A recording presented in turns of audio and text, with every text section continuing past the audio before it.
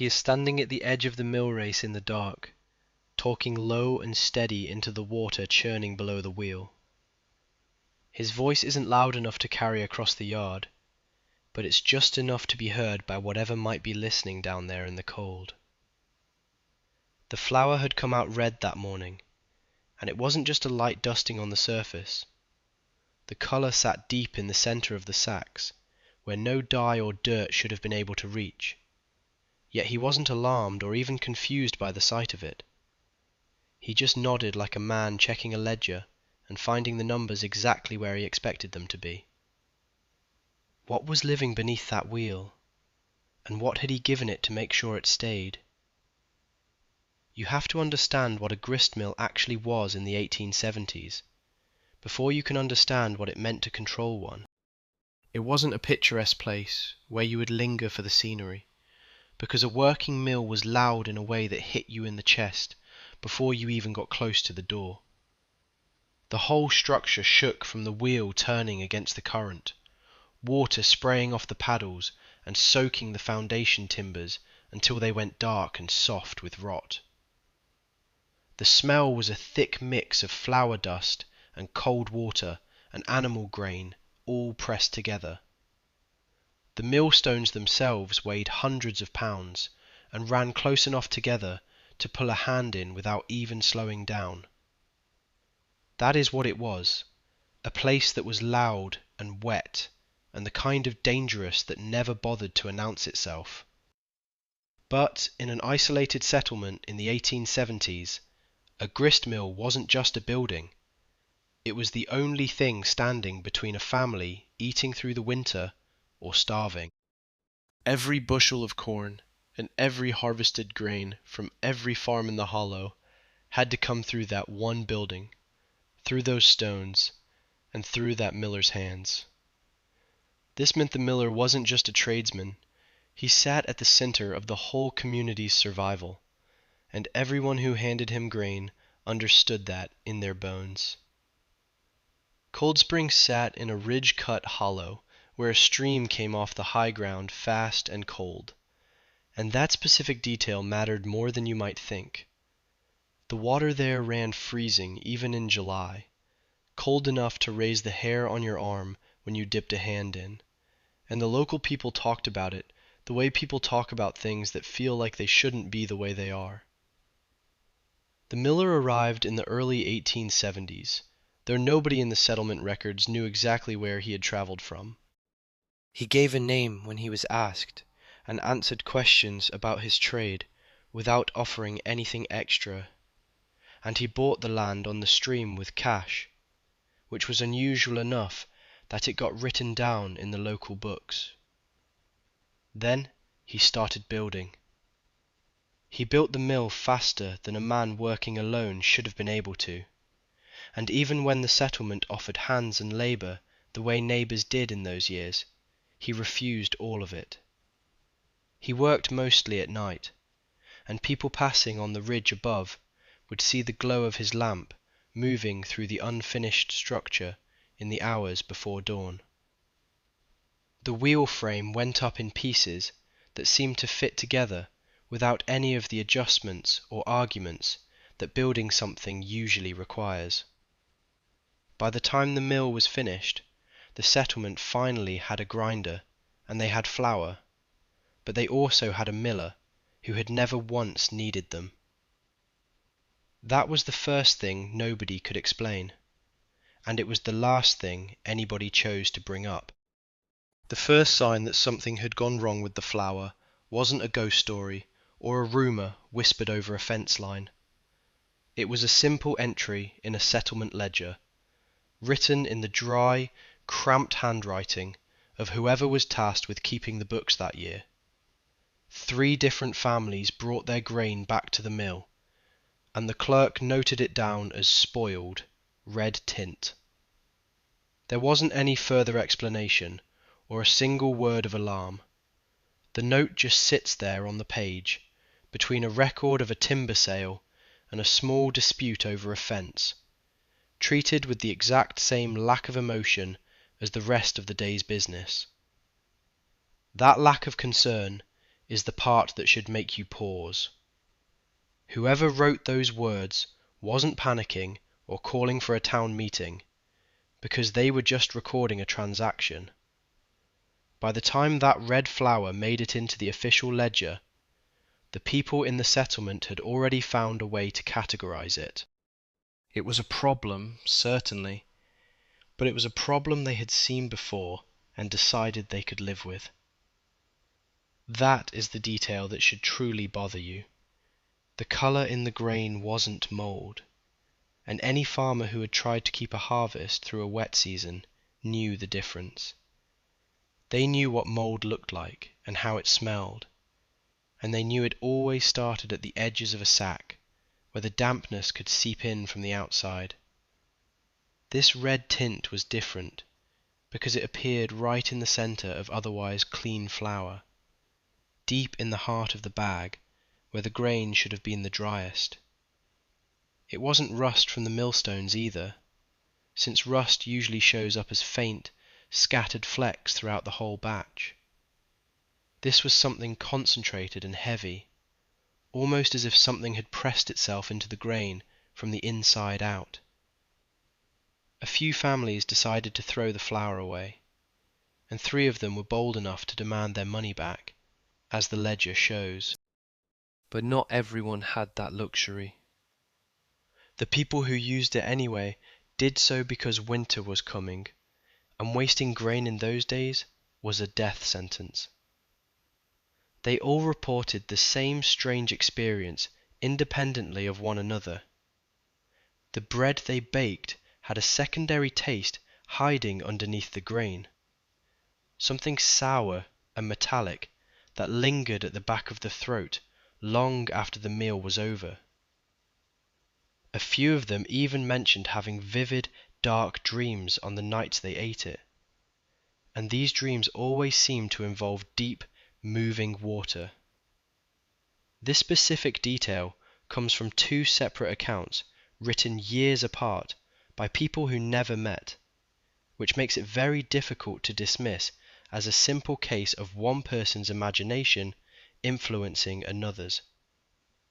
When the neighbors finally confronted the miller about the quality of the flour, he didn't even try to deny that something was off. He simply told them that the wheel needed feeding, and that grain always acts strangely when it sits near cold water for too long. He said it with the absolute finality of a man who had already decided his answer was the only one they were going to get. Nobody in the settlement pushed him for a better explanation, but that wasn't because they actually believed what he was saying. The records make it pretty clear that most of them knew he was lying to their faces.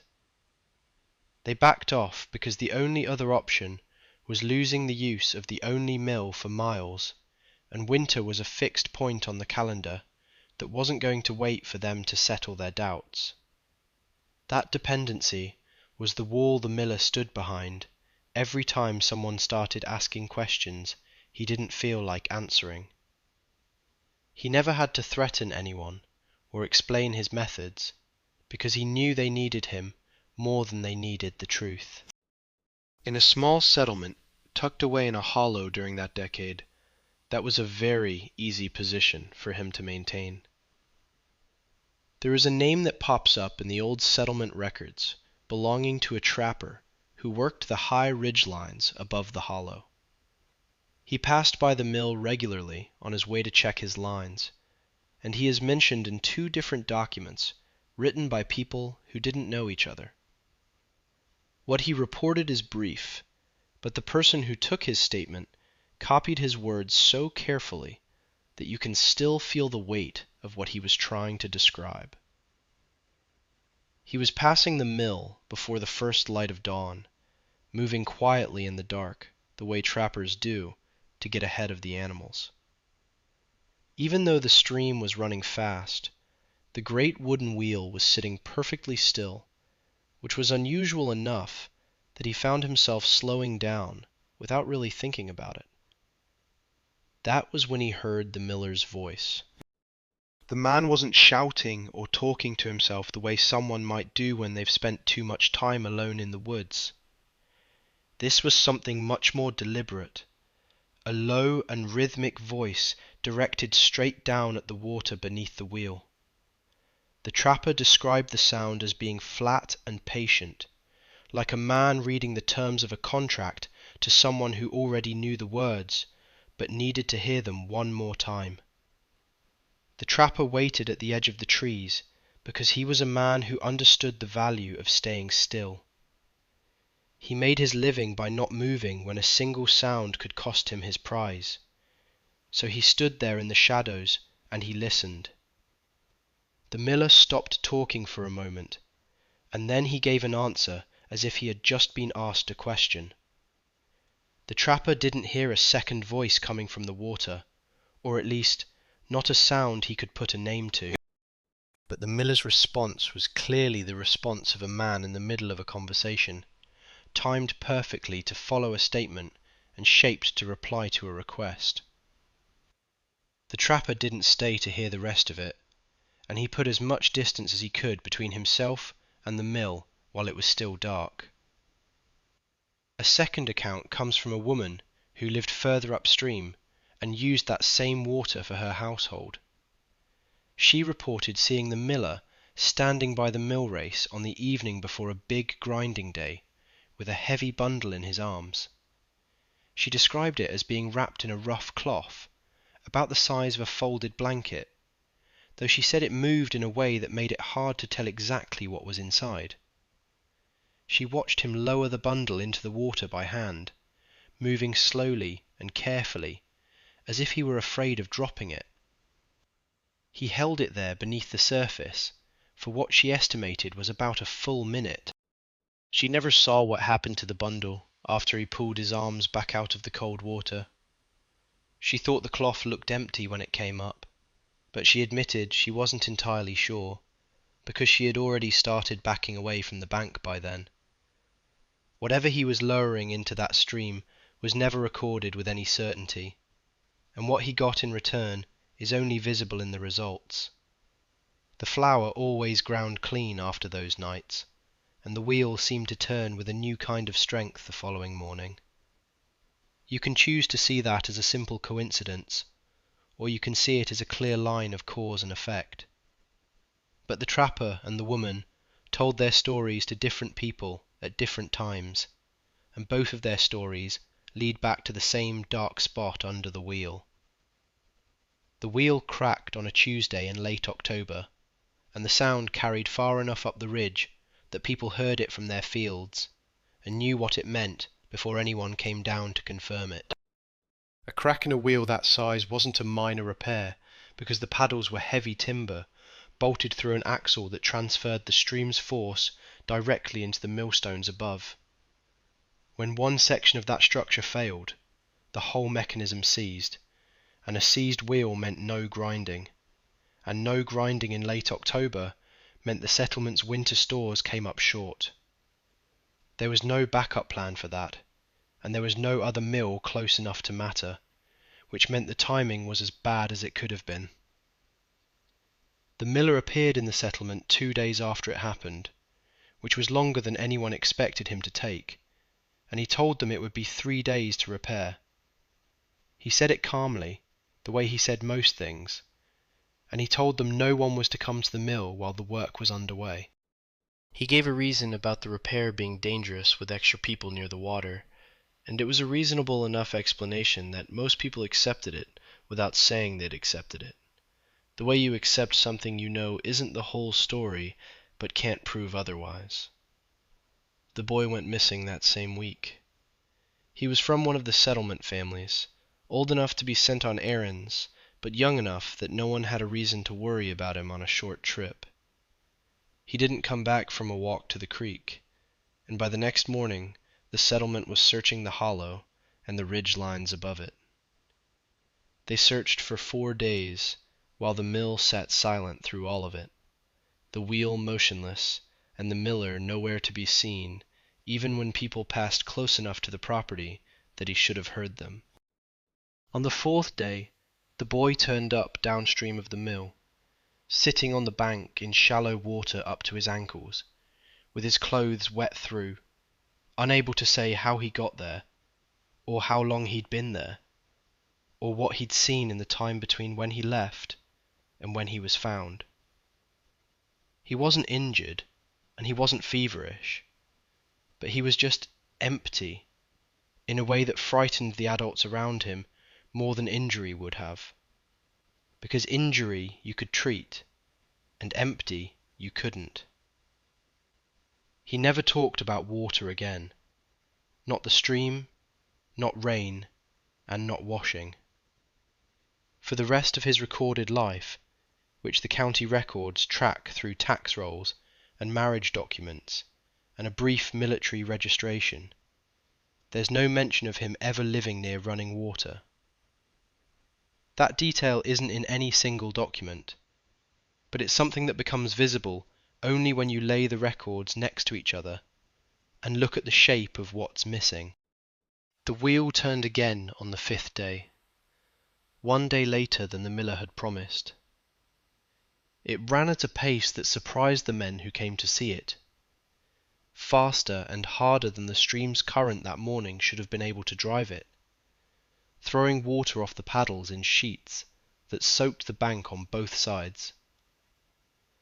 The flour ground that week came out clean, and there was no red, no metallic edge, and no reports of anything wrong in the sacks that went back to the settlement families. The miller accepted payment for that week's grinding without speaking more than necessary. Nobody asked him about the boy, and nobody asked him about the wheel, and nobody asked him what had happened on the mill property during those 4 days when the water held still, and a child from the hollow was somewhere no one could find him. The settlement took the flour and went home. What happened after the incident is stranger than the incident itself, and it's stranger because it was a choice. The settlement didn't fall apart, and nobody packed their wagon and left the hollow. Nobody organized a confrontation, and nobody sent word to a county authority, and nobody burned the mill down in the night the way frightened people in frightened communities sometimes did when something crossed a line they couldn't name. They did the opposite, and they kept quiet, kept grinding, and kept collecting their flour at the mill's edge, like men and women who had decided, collectively and without a meeting, that what they knew was not something they were going to act on. That kind of silence isn't the silence of ignorance, but it's the silence of a decision. We know this because one person in the settlement didn't stay completely quiet, but he just stayed quiet in the right direction, writing into a private journal instead of speaking into rooms where his words might cause consequences he wasn't prepared to manage. The minister's name appears in county records as the settlement's appointed religious figure through most of the 1870s and into the 1880s. And his journal survived because his granddaughter, clearing out a house in the 1940s, didn't throw it away. She donated it to a county archive instead, probably without reading much of it, the way you donate things you sense are old enough to matter without knowing exactly how. The journal isn't a dramatic document, and most of it is ordinary pastoral record keeping. Illness in the congregation, disputes over land boundaries, and notes on the weather and what it meant for crops. But scattered through those years are entries about the mill that read differently from everything around them, and they are shorter and more careful, like a man choosing each word because he knows the wrong one could get him somewhere he doesn't want to go. He wrote that the miller had commerce with what lives in cold water, and that phrase appears twice in entries more than a year apart, which means it wasn't a passing thought. It was the conclusion he'd arrived at and returned to. And he wrote that the settlement had chosen bread over righteousness. And unlike most of what surrounded it in the journal, that line has no follow-up, no qualification, and no pastoral working through of the tension. He wrote it and moved on to a note about roof repairs on the church. And the contrast between those two things, sitting next to each other on the same page, is its own kind of answer about where the minister had landed. He never took it further than the journal, and no sermon on record touched the mill directly, and no formal accusation reached any county authority. The mill kept running, and the flour kept coming, and the arrangement the settlement had built with their silence held through the rest of that decade and into the next. The most unsettling detail in all of this isn't the red flour, and it isn't the sounds beneath the wheel. It's the image of a community of ordinary people, people with children and debts and faith and fears, looking at what was happening a short walk from their homes, and deciding the grinding was worth whatever the mill was paying for it.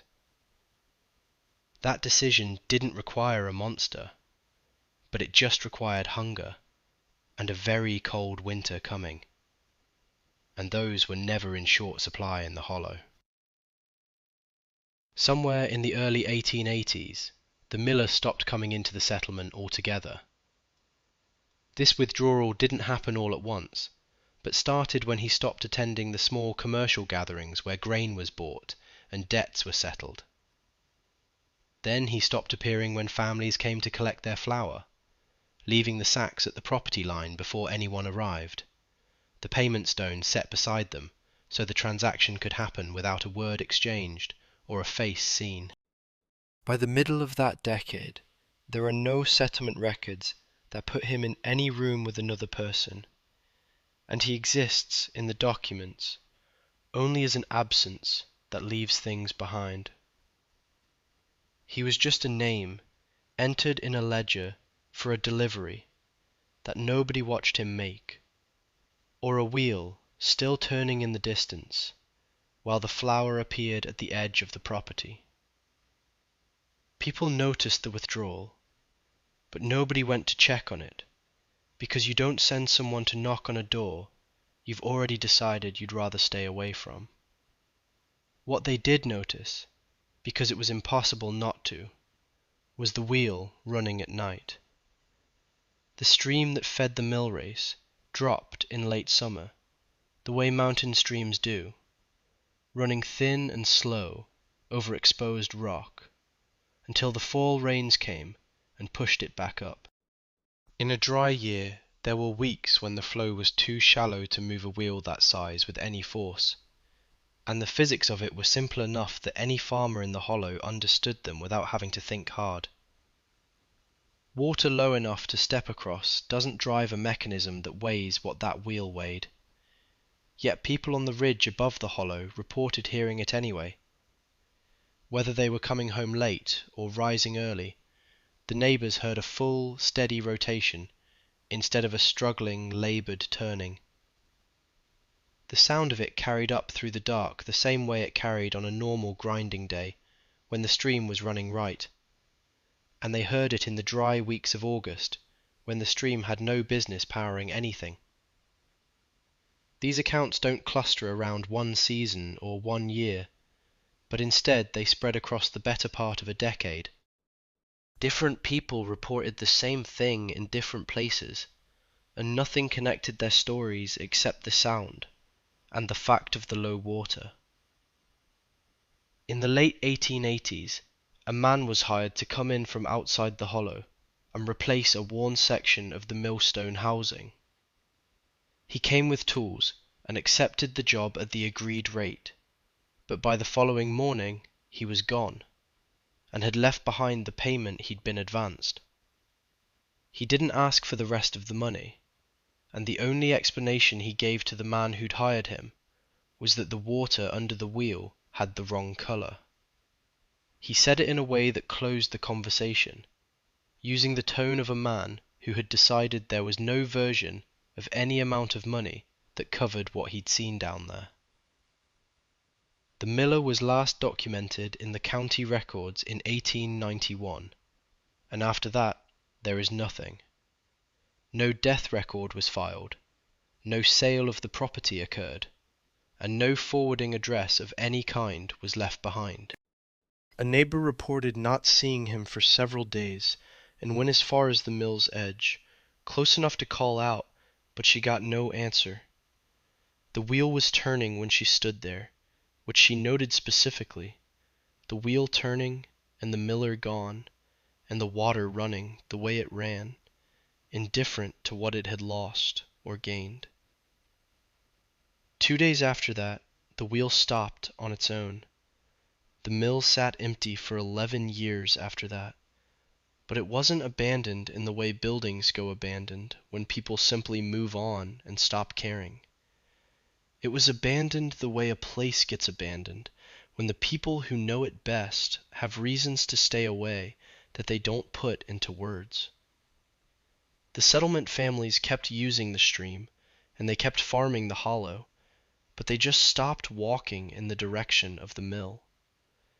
When children asked about the building sitting silent above the water, the adults in those families found ways to answer that weren't really answers. Nobody took it over during those years. The county records from that period show 2 separate inquiries about the property, both from men inside the settlement who had the skills and the resources to operate a grist mill, and both of whom pulled back before anything was formalized. No explanation survives for either withdrawal, and all we have is the record of the inquiry, followed by nothing, the paperwork stopping the way a footprint stops at the edge of water. The family that eventually bought the mill came from outside the region entirely, so they had no history with the hollow and no memory of the flour or the wheel. To them it was an undervalued property on a running stream, the kind of opportunity that looks like luck when you don't know what it cost the last person who took it. They started grinding operations in their first season, repaired what needed repairing, and replaced the worn stone facing so they could run the wheel the way it was built to run. For a few months, by their account, everything worked the way it was supposed to. But then the flour started coming out wrong. They described the same red tint in the center of the sacks, and the same metallic edge in the bread. One of them wrote in a letter, recovered later from a family collection and passed to a local historical group, that the taste reminded him of blood in the mouth after a hard fall. That is a brief iron presence you know immediately and can't talk yourself out of recognizing. And he wrote the letter to a relative in another county to ask whether iron in stream water could affect grain at the millstone. He framed it as a practical question, but he also mentioned lower in the same letter that he'd begun hearing sounds from beneath the wheel at night that he hadn't heard before and couldn't account for now. That letter is dated in the spring, and by late summer of that same year, the family was gone. They didn't hold a sale or transfer the deed in any orderly way, but instead they left the tools where they were, and the grain still sitting in the hopper. The mill was dressed and ready for a grinding day that never happened, and the door wasn't even latched when a county surveyor came through the area in 1908 to document properties along the stream corridor. He walked through the mill and noted what he found, and his report is dry and procedural, the way surveyor reports are, providing measurements and observations without any interpretation. But near the mill race, he documented one item that he couldn't categorize under any standard heading. He described it as a bundle of hair and grain tied with copper wire, sitting on the stone ledge just above the waterline. He noted its presence and moved on without comment, the way you note something you've decided is not your problem to explain. He logged it as found material, personal effects, origin unknown. 4 specific documents form the backbone of everything I have told you today. and they are the only reason this story hasn't vanished into the mountain mist. You have the settlement ledger, with its flat, cold accounting of returned grain. And you have the minister's journal, where a 2-year gap sits between the same damning phrase written twice. Then there is the trapper's account, which was copied into a county record by a clerk who seemed entirely unsure which category the story belonged under. Finally, we have the surveyor's 1908 report, the one that ends with a description of a bundle of hair and grain tied with copper wire, sitting just above the waterline, like a package left for collection. None of these papers agree with each other completely, and the dates start to shift the moment you try to line them up in a row. The physical description of the miller changes between these documents in ways that go far beyond the ordinary unreliability of human memory.